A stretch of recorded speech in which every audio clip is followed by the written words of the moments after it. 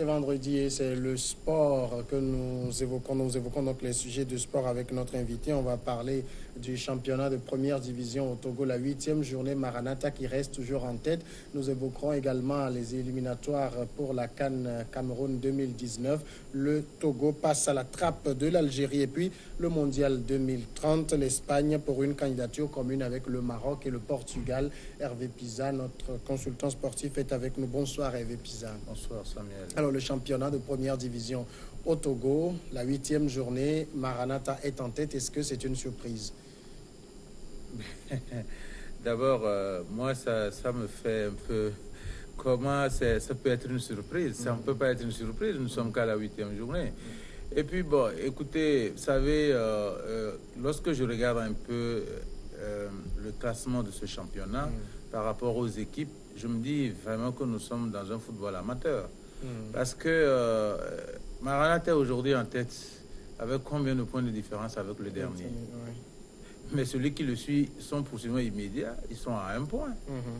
Et Sarasport, qui était pratiquement premier, a été battu et par la Souhaitaire et se retrouve pratiquement 3e ou 4e. Vous voyez que ce n'est pas ça un championnat. Alors que lorsque vous prenez en Europe et partout, aujourd'hui Paris Saint-Germain, quand vous regardez les points de Paris Saint-Germain par rapport au dernier, c'est le jour et la nuit. Donc pour moi, bon, on ne peut pas parler de surprise. Donc c'est vraiment un football amateur où franchement, les équipes ne font que se débrouiller. C'est une organisation. Aujourd'hui, je te donne le pion, je prends ta chaise. Demain, tu prends ma chaise. Il n'y a pas, jusqu'à la 8e journée, dire qu'il n'y a pas une équipe qui a pu distancer de pratiquement plus de 10 points le dernier du championnat. Mais je pense que ça pose un problème. Donc, Maranatha reste en tête. Bon, ce n'est pas une surprise. Si pour répondre à ta question, ce n'est pas du tout une surprise. Est-ce que quand on prend quand même la fin du championnat précédent avec celui qu'on sait qui est arrivé en tête et qu'on voit le début de ce nouveau championnat, quand Maranatha prend la tête, là, ça peut paraître une surprise? Non, ça ne peut pas paraître une surprise. Vous savez, Maranatha de Fiokwa a une histoire. Moi, je dirais que, bon, par rapport à la saison passée, ce n'est que, on va dire, la foudre que Maranatha s'est tirée avec cette histoire Bikenti de 11-0 et tout ça, et les contorsions juridiques qui en ont suivi avec la fédération.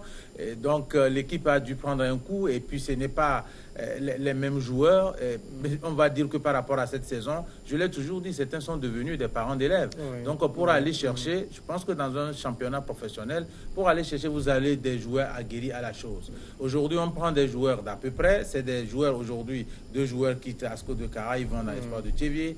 Demain, un président qui a un peu d'argent essaie de tirer le drap de son côté, il en prend 3. Et puis, ça ne change pas. Vous voyez, ça dit que depuis que nous jouons, je ne suis pas sûr que aujourd'hui, à part les joueurs étrangers 5 qui sont venus du Ghana, qu'on connaît peut-être par rapport aux saisons passées, il y a eu un recrutement réel qui a coûté, on va dire, pratiquement 5 à 10 millions à un club de division 1. Donc, pour moi, ce n'est pas une surprise. Donc, Maranatha de Fiokpo, ça c'est une logique, ce n'est pas... Moi, pour moi, ce n'est pas une surprise lorsque je connais bien l'histoire de ce club-là, qui a été championne, qui a joué sur le plan africain et tout. Donc, ce n'est pas une surprise. Certes, les responsables, l'honorable Amei garde toujours ses ambitions, mais est-ce qu'il a les mêmes moyens qu'il y a 10 ans, il y a 15 ans? Ce n'est pas ça. Et puis bon, comme je l'ai dit aussi, cela prouve à suffisance que nous faisons réellement un football amateur et que nous n'avons pas réellement de joueurs. Nous avons des talents cachés, mais comment est-ce qu'il faut s'organiser? Avoir, je l'ai dit ici, sans pépinière, sans une équipe minime junior, on ne peut pas avoir vraiment des joueurs talentueux, jouer et distancer son prochain. Donc, c'est comme ça, demain, vous verrez que c'est Semassi, après, vous allez voir que c'est Gomido. Bon, franchement, moi, ce n'est pas une surprise. Est-ce que ça veut dire que le championnat de première division au Togo, c'est pas comme on peut avoir quand on sait qu'on joue le championnat espagnol, par exemple, on connaît à peu près les équipes qui sont quasiment toujours en tête. On n'a pas ce schéma pareil au Togo. Oui, vous avez tout dit. Vous avez tout dit. Même il y a certaines équipes qui sont parties aujourd'hui en 2e division.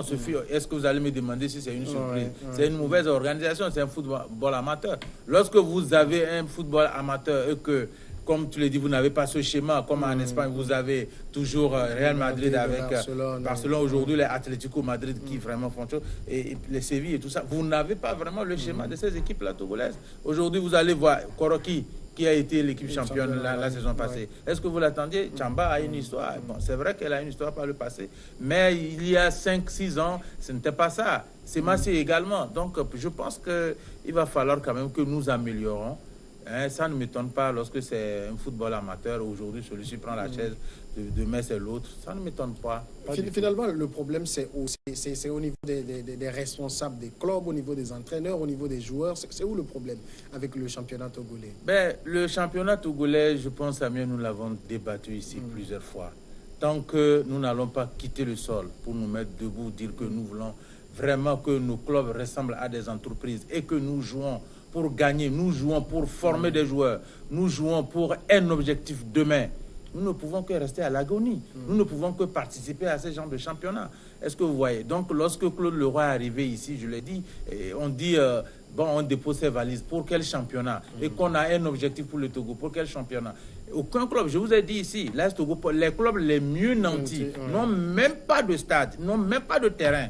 Comment est-ce qu'on peut avoir de l'ambition de pouvoir faire un joueur et de le vendre demain, même ne serait-ce qu'à 300 000 euros? Donc, c'est très compliqué. Est-ce que vous voyez? Donc, d'abord, dans un premier temps, je pense qu'il va falloir que l'administrateur, c'est-à-dire que la Fédération togolaise de football, essaye vraiment d'appliquer les tests tels que nous les avons votés, changer de statut au club et que les présidents de club aussi comprennent que c'est pour leur bien. C'est-à-dire que quelqu'un qui veut faire le football, ce n'est pas dire je me cache derrière un politique ou je vais faire de la politique, je vais rester dans ma région, je vais être président, demain on va me compter parmi les politiciens et tout ça. Non. Soyez comme des... C'est-à-dire que le football, c'est des hommes d'affaires qui doivent être à la tête. Vous prenez les Olas et consorts, ils n'ont rien à foutre avec la politique. Est-ce que vous voyez? Ici, les gens se cachent derrière pour se donner des coups dans l'ombre et tout ça. Et donc, voilà, notre football est à l'agonie et c'est ça. Ça ressemble aussi à ceux-là qui dirigent ces clubs-là. Donc, moi, vivement que les présidents de clubs, je l'ai dit, que la fédération essaie de mettre les quelques pratiques en place pour permettre aux clubs. Je l'ai dit, si nous allons vers la professionnalisation, nous avons une ligue d'élite et cette ligue-là, elle a des textes. Un club de première qui veut jouer dans l'élite, qui n'a pas une ligne, qui ne respecte pas les règlements, ne jouera pas. Elle cédera sa place à qui de droit. Et comme ça, on verra, les gens seront intéressés. Et combien de fois vous avez vu des équipes de première division ici s'organiser et voir des agents de joueurs comme le Ghana le fait, comme ça se fait au Bénin, comme ça se fait au Cameroun. Aujourd'hui, vous avez même quand même, on a combien qui évoluent dans les équipes de D1, D2, c'est-à-dire qu'à l'étranger, et qui sont titulaires. Cela ressemble aussi à notre équipe nationale. Vous voyez, c'est toute une chaîne, et c'est le jour où les gens prendront la responsabilité de comprendre que, bon, je ne vais pas chercher de l'argent à la fédération, je ne vais pas aller là-bas pour faire le matu vu, je veux travailler pour l'excellence, je veux vraiment, je m'y connais, et parce que je l'ai dit, un président de fédération ou un membre de fédération qui a la fédération qui ne maîtrise pas son sujet, il est perpétuellement en danger. Et c'est ce que nous assistons. Donc je pense qu'il faut changer de statut au club. Il faut que les présidents de club comprennent que je ne vais pas chaque saison mettre de l'argent pour mettre de l'argent et me cacher derrière le politique. Mais il faudrait que... C'est du commerce. Est-ce que vous voyez? C'est de l'entrepreneuriat, un club de football. Donc je pense que ce qui fait que à chaque fois, on prend les mêmes personnes. Je l'ai dit, tantôt, vous allez voir ceux qui jouent aujourd'hui. Après 4 ans, 5 ans, ils deviennent des parents d'élèves. Certains vont venir. Vous avez des joueurs qui jouent en championnat à 35 ans, 38 ans. Et ça, c'est vraiment... c'est pas possible, quoi. On va évoquer le second sujet. Ça concerne l'équipe nationale qui, là-bas aussi, Pisa, c'est pas vraiment la grande forme. Face à l'Algérie, dimanche dernier, les éperviers, eh bien, n'ont pas... véritablement brillé, c'est le moins qu'on puisse dire. 4 buts contre 1 pour l'Algérie. Pisa, c'est quoi? Comment dire? C'était simplement normal, c'est ça? Les Algériens avaient plus d'ambition que le Togo? Oui, ben, moi je dirais que l'Algérie a marqué 4 buts et Claude Leroy a pris un but. Je ne vais pas dire que c'est mon équipe nationale. Franchement, il faut qu'on se dise les vérités sur ce que je dis. Un entraîneur qui tient des propos, c'est-à-dire que moi, je suis venu, bon, d'abord, le contrat, on ne l'a pas vu. Et c'est lui-même, quand ça lui plaît, il fait des conférences de presse pour dire lui, il est venu pour qualifier le Togo pour la CAN 2019. Nous avons vu des entraîneurs passer ici, très brillants. Et on sait que ces entraîneurs-là, déjà, la qualif est là. Vous jouez vous dites que vous attendez la dernière journée pour qualifier votre pays, et pour qualifier un pays, et vous dites que vous êtes un entraîneur emblématique, et vous dites que non, que vous ne démissionnez pas, et que ceux qui attendent que vous démissionnez n'ont qu'à attendre en mars. Et ça veut dire qu'il attend encore 5 mois de 25 millions pour empocher, pour dire que non, je n'ai rien perdu. C'est pourquoi j'ai dit non. Le roi, il est venu tout simplement pour sa retraite. C'est vrai, je respecte le monsieur, c'est un entraîneur qui a fait ses preuves, il a un cursus, quoi qu'on dise, mais à un moment donné... Mais il n'a pas gagné grand-chose aussi. Il n'a pas gagné grand-chose. À un moment donné, je pense que le Togo s'est trompé. Le Togo a acheté un nom. Le Togo n'a pas acheté un entraîneur. Est-ce que vous voyez? Et puis, regardez un peu le staff qui l'entoure. Mais on ne communique pas. On ne sait pas réellement ce que le monsieur veut. Il fait... Pour moi, quand je fais la lecture, je ne suis pas sûr qu'un membre de la fédération me dira le contraire. Pour Claude Leroy, je suis sûr que la fédération togolaise de football n'existe pas. Vous imaginez un ami Gabriel à la fédération face au Claude Leroy? Il ne peut pas faire ses désirata. Je l'ai dit, chaque fois que vous prenez un match, il y a une tactique, il y a un nouveau joueur. Mais comment est-ce que vous voulez que les gens gagnent dans ce sens? Il est arrivé à vraiment extraire l'essence de notre équipe nationale. Il a renvoyé tous les Alexis Romao, les Serge Gakpo, les Akako et tout ça. Il ne reste plus rien, alors que nous n'avons pas un championnat compétitif.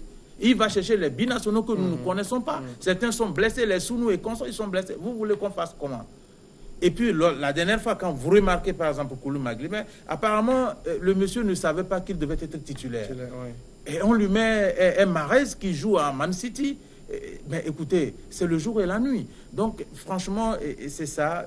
Ce n'est pas la peine que les Togolais aillent chercher loin. Moi, je dis que c'est vrai, Claude Leroy, c'était pas... À cette période-là que Claude Leroy devait venir sauver les Togolais. Claude Leroy devait venir après 2006. Lorsque nous sommes revenus de l'Allemagne, de la débâcle d'Allemagne, on avait quand même une équipe. Il devait redynamiser, on devait avoir une base et partir sur cette base-là. Mais aujourd'hui, je pense que nous avons acheté un entraîneur, mais nous n'avons pas voulu changer. Que notre équipe, nous n'avons pas voulu la qualification pour notre équipe. Mais il y en a qui vous répondront que ce n'est pas l'entraîneur qui joue sur le terrain. Oui, mais avant qu'un entraîneur, je dis, Claude Leroy, il suit. D'abord, vous savez, c'est un consultant sur le canal. Et c'est un monsieur qui suit les équipes, qui suit les pays. Il sait l'histoire d'Adebayor. Il a bondi dedans 2 pieds joints pour dire, ben, écoutez, comme il veut faire son business, bon, Adebayor avait fait des déclarations par ici, là, il ne viendra pas, machin et tout ça. Ben, écoutez, bon, moi, je suis un entraîneur, me connaît, je vais aller convaincre Adebayor. Et puis, bon, voilà, ça a passé derrière les politiques, et voilà. Le monsieur, il est là, mais il connaît. J'ai dit, quand un entraîneur comme Claude Leroy, qui est passé par la RD Congo, le Ghana, il y a des infrastructures flambant neuves, et il sait que le Togo, je viens de le dire, aucune équipe, à part Maranatha, si on peut le dire, et Comido qui ont des stades, mais aucun club n'a de stade à lui-même. Un terrain d'entraînement, on n'en a pas. C'est ce que l'État a construit, les gens vont s'entraîner, louer et faire chose. Et un entraîneur comme Claude Leroy va prendre ses valises et déposer, et vous pensez qu'il n'y a pas un objectif derrière? Je suis désolé. Franchement, lorsqu'on me dit qu'on ira gagner le Bénin, je dis non, il faudrait qu'on quitte dans ça. Parce que le Bénin, il y a très longtemps que le Bénin n'a plus participé à cette fête africaine. Et le Bénin a trébuché en Gambie. Le Bénin va nous attendre de pied ferme. Ça, il faut le dire. C'est-à-dire que ça, comme on le dit, ça passe ou ça casse. C'est nous qui nous déplaçons, c'est nous qui avons beaucoup plus de faiblesse. Ils sont devant leur public, ils seront galvanisés, ils ont déjà dans la tête qu'il faut qualifier. Même un match nul, tout simplement, suffit au Bénin pour être qualifié. Donc, il faudrait qu'on arrête de tromper les Togolais, de dire non, moi je ne partirai pas, le Togo peut encore se qualifier. Quelqu'un me dira, non, on ne va pas toujours... C'est-à-dire que penser, avoir des hypothèses. Le football, il faut être qualifié au premier tour. Bon, donc, vous savez que le football togolais a toujours aussi évolué par calcul. Hein. Oui, c'est ce qui n'est pas bon. Est-ce que nous allons toujours rester dans les calculs? Est-ce que nous n'avons pas une manière de faire? C'est-à-dire qu'il faut changer. Regardez un peu autour de nous. Les petites équipes sont déjà qualifiées. C'est pas normal. Est-ce que vous voyez? Alors que le Togo, quand même, a une histoire dans cette histoire de CAN. Mais ça veut dire quoi tout ça? Donc moi je pense qu'il faut repenser le football togolais, il faut repenser à un entraîneur, si même les responsables, je l'ai dit, il faudrait que les politiques comprennent.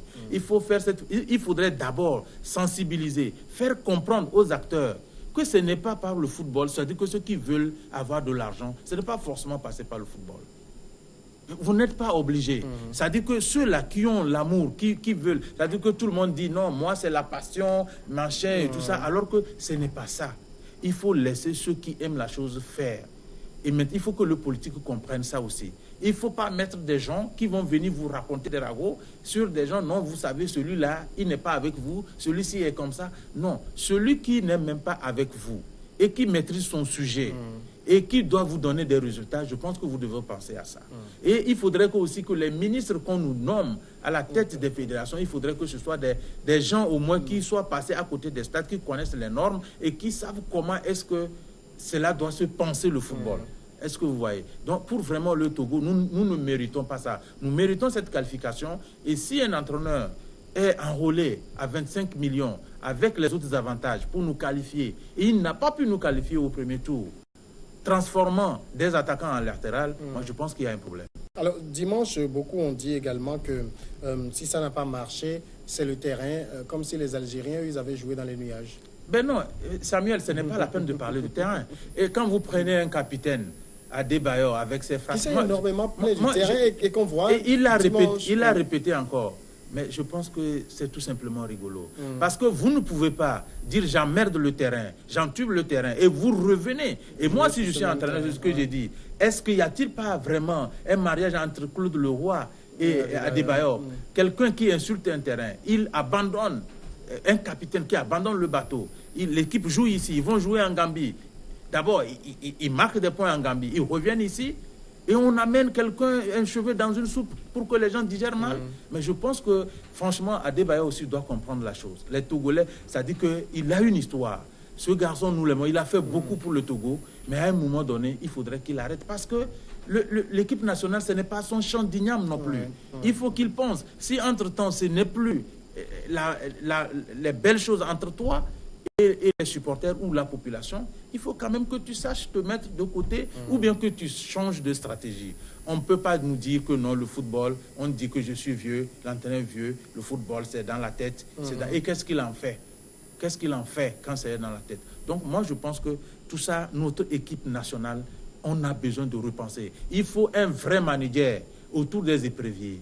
Il faut, je le dis, il faut effectivement un vrai manager. Le problème des binationaux, le problème des nationaux, on ne peut pas non plus aussi vouloir faire la promotion des nationaux et les mettre sur le banc sans qu'ils ne jouent. Ce n'est pas normal. Donc il faut repenser le football. Il ne faut pas qu'on nous amène des blancs, des yo-yo-yo, machin, tout ça. Et puis bon, après, c'est que non, nous devons croiser les bras et regarder. Est-ce que dans le fond, c'est pas aussi le Togo qui ne réussit pas à Claude Leroy? Parce que selon ce qu'on dit de lui, c'est un détecteur de talent. Et il en a détecté combien? Oui, c'est ce que je dis. Par exemple, un Wea, il doit tout à Claude Leroy, enfin, en grande partie. Donc, s'il a pu détecter des gens comme ça et d'autres personnes qui ont construit leur équipe, qu'est-ce qui ne marche pas au Togo pour lui? Mais vous avez vu le niveau du Libéria. Aujourd'hui, que ce soit sur le classement FIFA et consorts, vous avez vu. Il a détecté, j'ai dit, c'est à l'époque. Aujourd'hui, il est à la retraite. Moi, je dis, Claude Leroy, il est fort clos. C'est vrai, il peut donner, il peut enseigner, il peut donner des conseils, il peut être un bon directeur technique. Mais le reste, là, je pense qu'il doit pouvoir aussi comprendre. On ne peut pas mélanger le rôle d'un consultant sur Canal, le rôle de vendre des joueurs, le rôle d'être entraîneur. Et on dit, on prend sa retraite et on dit, on veut s'amuser avec le Togo. Mais non, il faut qu'on arrête. Est-ce que vous voyez? Le Togo ne mérite pas ça. Il faut vraiment un manager autour du football. Et je pense que la Fédération togolaise de football, au lieu de sortir aussi des communiqués laconiques pour rassurer le public togolais, il faut qu'ils prennent, c'est eux qui utilisent, c'est eux l'employeur, c'est eux qui emploient le Claude Leroy. Ils doivent nous dire beaucoup plus. Ils ne doivent pas nous sortir des communiqués. Les Togolais n'ont pas besoin de communiquer. Ils ont besoin de résultats. Ils ont besoin de se réjouir. Est-ce que vous voyez? Donc, nous n'avons pas besoin d'un entraîneur qui, aujourd'hui, quand il amène un joueur, il donne une autre version. Demain, il dit autre chose. Ben non, mais je pense qu'il faut qu'on arrête avec notre équipe nationale. On va dire un mot sur le dernier sujet, c'est le Mondial 2030. L'Espagne pour une candidature commune avec le Maroc et le Portugal. Avec Isa, si on disait l'Espagne pour une candidature commune avec le Portugal, ça se comprend. Mais le Maroc, c'est de l'autre côté de la mer. Oui, mais je pense que c'est de l'autre côté de la mer, mais il faut savoir les positions dans lesquelles ça va se jouer. Parce que quand vous prenez le Maroc, de l'autre côté, que ce soit par la mer ou par la route, vous arrivez au Portugal, vous arrivez en Espagne. Vous êtes à Tanger et partant de Tanger, vous êtes en Espagne. La dernière fois, Emmanuel Macron et le roi, ils ont inauguré un TGV qui doit relier ces zones-là dont je viens de vous dire. C'est une bonne chose. Donc pour moi, ce n'est pas... Si aujourd'hui l'Espagne veut le faire avec le Portugal et le Maroc, c'est qu'ils ont bien réfléchi. Et pour moi, c'est un bon trio parce que quoi qu'on dise, ils ont les infrastructures qu'il faut. C'est-à-dire que ce trio-là, déposer une candidature, bon, rien d'y reprocher, quoi. L'Espagne en a, le Portugal en a, le Maroc en a. C'est-à-dire que franchement... Ça, c'est une très bonne candidature. Ça va quand même permettre au Maroc de pouvoir se consoler par rapport à son échec d'il y a quelques mois. Ben, est-ce qu'il faut qu'il se console? Vous savez, il faut participer. De toutes les façons, il y a une politique derrière. La FIFA est derrière la CAF. S'ils n'ont pas été choisis, moi je dis que ce n'est pas que les États-Unis, peut-être que la FIFA doit quelque chose aux États-Unis. C'est pourquoi ça s'est passé comme ça, il faut dire les choses comme telles. Donc le Maroc, moi j'y étais récemment, j'étais à Casa, j'étais à Marrakech, je suis allé même à Rabat et à Tanger. Donc je pense que le Maroc dispose, ils veulent aller de l'avant et ils ont tout, ça fait la fierté de l'Afrique. Et donc moi je m'en réjouis. Donc si l'Espagne a pensé au Maroc, vous savez, il y a une histoire entre l'Espagne et le Maroc. Donc je pense que c'est une bonne candidature selon moi. Hervé Pisa, merci d'être passé répondre. C'est moi qui vous remercie. On marque maintenant la pause et après on passe à regard croisé.